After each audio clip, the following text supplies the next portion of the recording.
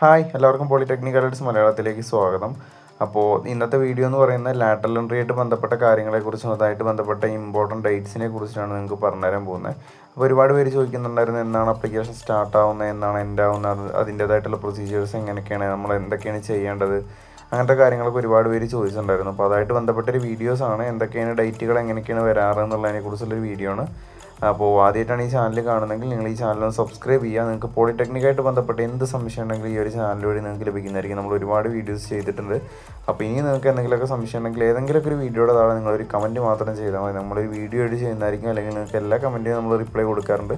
അതുപോലെ തന്നെ നിങ്ങളുടെ കമൻറ്റിന് റിപ്ലൈ തരുന്നതായിരിക്കും. അപ്പോൾ ഒരിക്കൽ കൂടി സ്വാഗതം. അപ്പോൾ നമ്മൾ പറയാൻ പോകുന്ന കഴിഞ്ഞ വർഷം 2024 ലാറ്ററൽ എൻട്രി ഉണ്ടായപ്പോൾ വന്നിട്ടുള്ള ഡേറ്റുകളെ കുറിച്ചിട്ടാണ്. ഏകദേശം ഈ ഒരു ഡേറ്റുകളിലൊക്കെ തന്നെ ആയിരിക്കും ഇപ്രാവശ്യം നടക്കുന്നുണ്ടായിരിക്കും.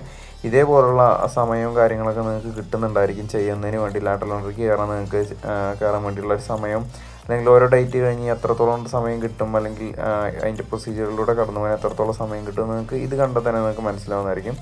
അപ്പോൾ നമ്മൾ പറയാൻ പോകുന്നത് 2024 നടന്നുള്ള ഒരു പ്രൊസീജിയറും അതിൻ്റെ ഡേറ്റ്സും കാര്യങ്ങളൊക്കെയാണ് പറയാൻ പോകുന്നത്. നിങ്ങൾക്കൊരു വൺ ടൈം രജിസ്ട്രേഷൻ ചെയ്യേണ്ടി വരും. അതിൻ്റെ കൂടെ തന്നെ നിങ്ങൾക്കൊരു ഫീയും അടയ്ക്കേണ്ടി വരും. അപ്പോൾ അത് സ്റ്റാർട്ട് ചെയ്യുന്നൊരു ഡേറ്റ് കഴിഞ്ഞ വർഷം ഉണ്ടായിരുന്നത് ഈ മെയ് മാസത്തിലായിരുന്നു, 25/5/2024 നടന്നിട്ടുണ്ടായിരുന്നത്. അതുപോലെ തന്നെ ആ ഒരു ലാസ്റ്റ് ടൈം വൺ ടൈം രജിസ്ട്രേഷനുള്ള ആ ഒരു ഫീ അടയ്ക്കാനുള്ള ലാസ്റ്റ് ഡേറ്റ് എന്ന് പറയുന്നത് 30/5/2024, ഏകദേശം ഒരു 10 ദിവസത്തോളമായിരുന്നു കിട്ടിയിട്ടുണ്ടായിരുന്നത്. അതുപോലെ തന്നെ ഓൺലൈൻ സബ്മിഷൻ ഓഫ് അപ്ലിക്കേഷൻസ് നിങ്ങൾക്ക് സബ്മിറ്റ് ചെയ്യാനുള്ള ആ ഒരു അപ്ലിക്കേഷൻ സബ്മിറ്റ് ചെയ്യാനുള്ള അവസാനത്തെ ദിവസം 31/5/2024 അതായത് ഒരു 11ാമത്തെ ദിവസത്തോടു കൂടി അത് കംപ്ലീറ്റ് ആവുന്നതായിരിക്കും. അതുപോലെ തന്നെ എന്നാണ് പ്രൊഫഷണൽ റാങ്ക് ലിസ്റ്റ്, അധികം വൈകാതെ തന്നെ ജസ്റ്റ് ഒരു 5ാമത്തെ ദിവസം തന്നെ നിങ്ങൾക്ക് എന്തുണ്ട് പ്രൊഫഷണൽ റാങ്ക് ലിസ്റ്റ് വരുന്നതായിരിക്കും. എന്തെങ്കിലുമൊക്കെ മിസ്റ്റേക്കുകളോ കാര്യങ്ങളോ നിങ്ങൾ വരുത്തിയിട്ടുണ്ട്, നിങ്ങൾക്കത് കറക്റ്റ് ചെയ്യാനുള്ള ഒരു സമയം കൂടെ നിങ്ങൾക്ക് കിട്ടുന്നതായിരിക്കും. അത് നിങ്ങൾക്ക് ഏകദേശം ഒരു 6 ദിവസത്തോളം ഒരാഴ്ചയോളം നിങ്ങൾക്ക് അതിനുള്ളൊരു സമയം കൂടെ നിങ്ങൾക്ക് കിട്ടുന്നതായിരിക്കും.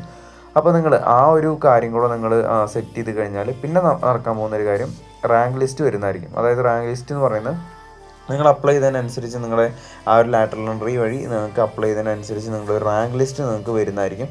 ആ ഒരു റാങ്ക് ലിസ്റ്റിൽ നിങ്ങൾക്ക് എത്രാമത്തെ റാങ്കാണ് നിങ്ങൾക്ക് അറിയാൻ കഴിയും. ആ റാങ്കിനനുസരിച്ച് നിങ്ങൾക്ക് ഏതൊക്കെ കോളേജുകളിൽ കയറാൻ പറ്റും, അല്ലെങ്കിൽ നിങ്ങൾക്ക് അപ്ലൈ ചെയ്യാൻ പറ്റും എന്നുള്ളതിനെക്കുറിച്ചുള്ള കാര്യങ്ങൾ നിങ്ങൾക്ക് അറിയാൻ കഴിയുന്നതായിരിക്കും. പിന്നെ ഒരു കൗൺസിലിംഗ് ആൻഡ് അഡ്മിഷൻ, നിങ്ങൾക്ക് ചെന്ന് അഡ്മിഷൻ എടുക്കാനുള്ള ഒരു സമയം കൂടെ ഒരു 18ാം തീയതി ആയിരുന്നു 18/6/2024 ജൂണിലായിരുന്നു നടന്നിട്ടുണ്ടായിരുന്നു. 4 ദിവസത്തോളം 5 ദിവസത്തോളം നിങ്ങൾക്ക് സമയം കിട്ടും.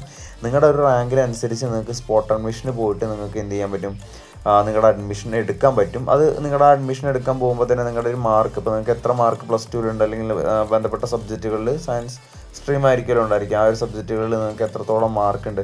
ഇപ്പോൾ നിങ്ങളുടെ റാങ്ക് ഒരു 5000 ആണെന്ന് വിചാരിച്ചു, നിങ്ങളുടെ ഒരു ഫ്രണ്ടിന് 4000 ഉണ്ടെങ്കിൽ ഉറപ്പായിട്ടും ആ 4000 ഉള്ള ഫ്രണ്ടിനായിരിക്കും ആദ്യത്തെ പ്രയോറിറ്റി ലഭിക്കുന്നുണ്ടായിരിക്കും. അപ്പോൾ നിങ്ങളുടെ മാർക്കിനനുസരിച്ച് നിങ്ങളുടെ ആ ഒരു എത്രത്തോളം നിങ്ങൾക്ക് മാർക്ക് അധികം ഉണ്ടോ അതിനനുസരിച്ച് നിങ്ങൾക്ക് നല്ല റാങ്ക് കിട്ടുന്നതായിരിക്കും. അപ്പോൾ ആ റാങ്കിനനുസരിച്ച് നിങ്ങൾക്ക് ഡയറക്റ്റ് പോയിട്ട് നിങ്ങൾക്ക് താല്പര്യമുള്ള കോളേജുകളിൽ പോയിട്ട് നിങ്ങൾക്ക് അഡ്മിഷൻ എടുക്കാൻ കഴിയുന്നതായിരിക്കും.